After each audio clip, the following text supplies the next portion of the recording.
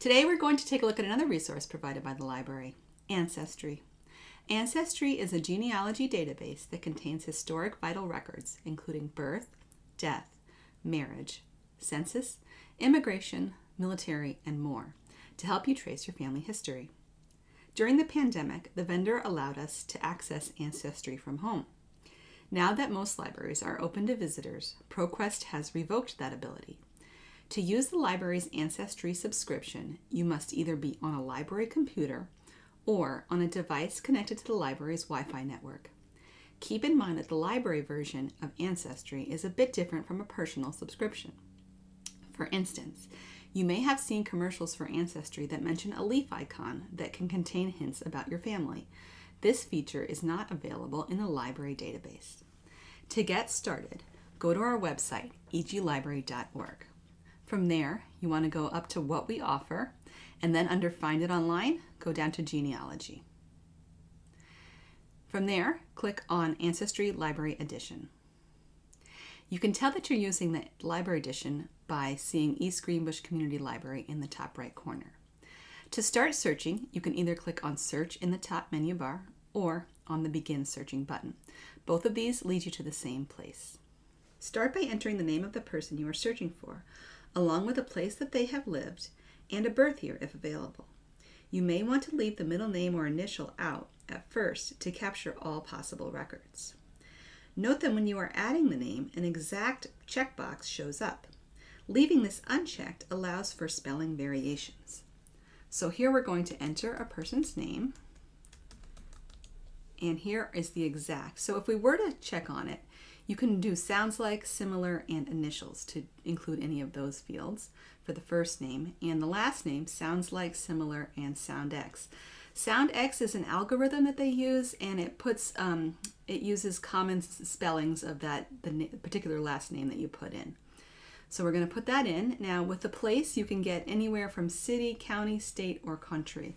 So say that we wanted to just do a state, you could just type in California, or if you knew a specific town or city where they lived in, you could type it in. So let's put in San Francisco. And the birth year. And here you also get an exact. You can go anywhere from the exact year and anywhere from plus or minus 1 year all the way to plus or minus 10 years. You can also do search more options if you wanted to add a particular event, such as a marriage, death, lived in, any event.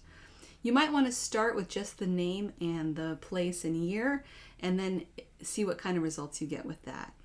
Now, if we scroll down a little bit farther, you also have various fields for occupation, gender, race, and nationality. Keep in mind with these optional fields that if you have too much search information, it could bring up too many results, especially if you have incorrect information. These are the types of records that you're searching. You might want to start with just historical records. Historical records are the most common type of government records. Including these other ones may give you more information that you are looking for at the time. You may be overwhelmed with the amount of information that you get. And also keep in mind that family trees, those are user created and they may not have the correct information that you're looking for. Also on this main page, you can search by location. So it will usually start you, see we kind of scrolled, but it usually starts you with the United States. And if you zoom in, you can either double click on the map or you can click the plus or minus to zoom in or out. And here we have all the states, and if we were to mouse over California, there's 121 different collections within that state. And if we click on it, these are all the different records within California that it will search.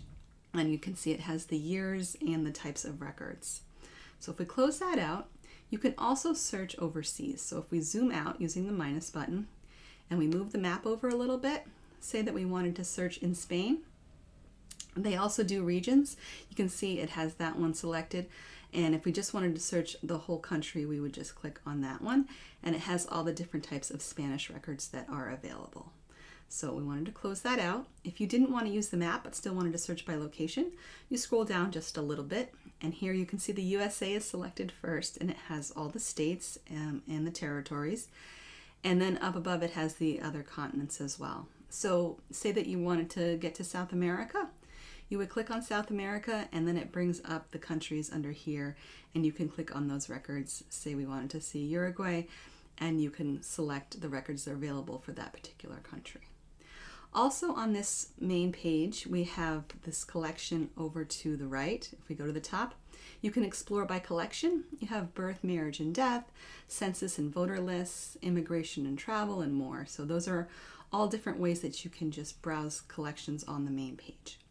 So if we are searching for our particular person, we've put in their information, and we want to make sure that we uncheck these extra boxes for our first search. And once we have all of our information entered, we can click on search. Here are our search results. In the left menu, there are several opportunities to refine your search results.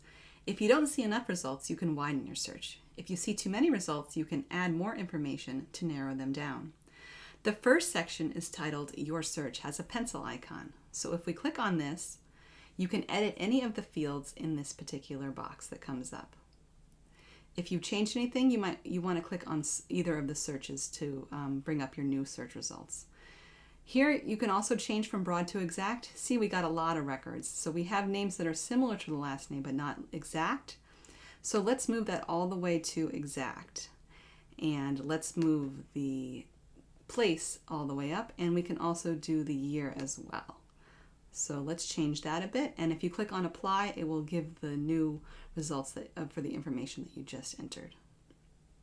So here we have a little closer to what we had originally searched for. Optionally, you can use the filters on the left-hand side. Here you see census and voter lists, birth, marriage, and death, military, and more. Each of the ones that has a little arrow, it has a submenu. So if we were to click on that, it brings up a submenu of the decades for the different years of the census. And now if we wanted to click on the 1920s, we could view all of the census records in the 1920s.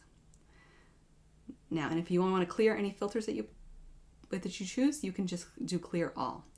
Another way is to browse by collection. That will group everything into the different collection that it belongs to. So here are birth, marriage, and death records, military records, and it tells you how many of each are in each type of record.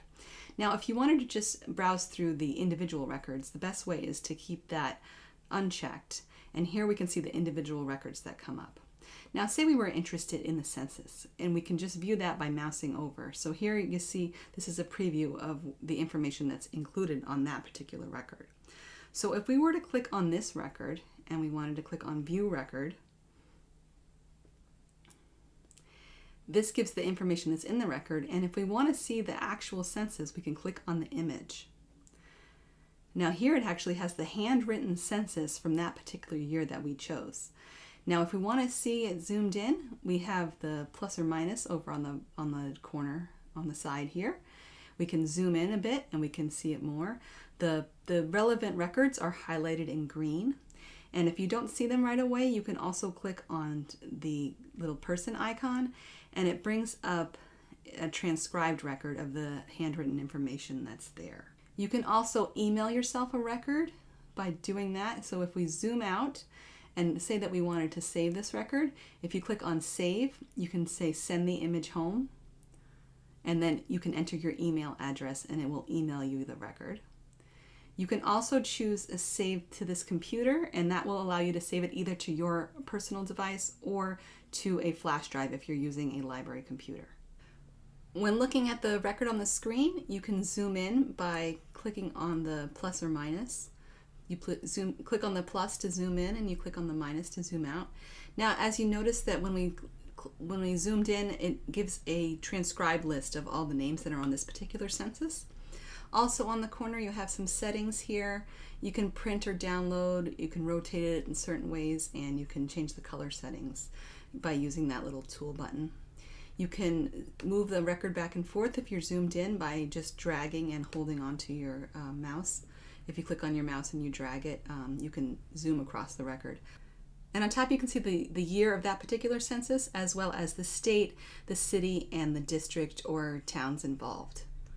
You can also move around by, if you click on the little arrow, you can go to the previous page of the census.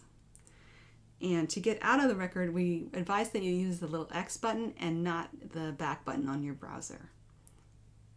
Other features that are included, we have the Learning Center up here.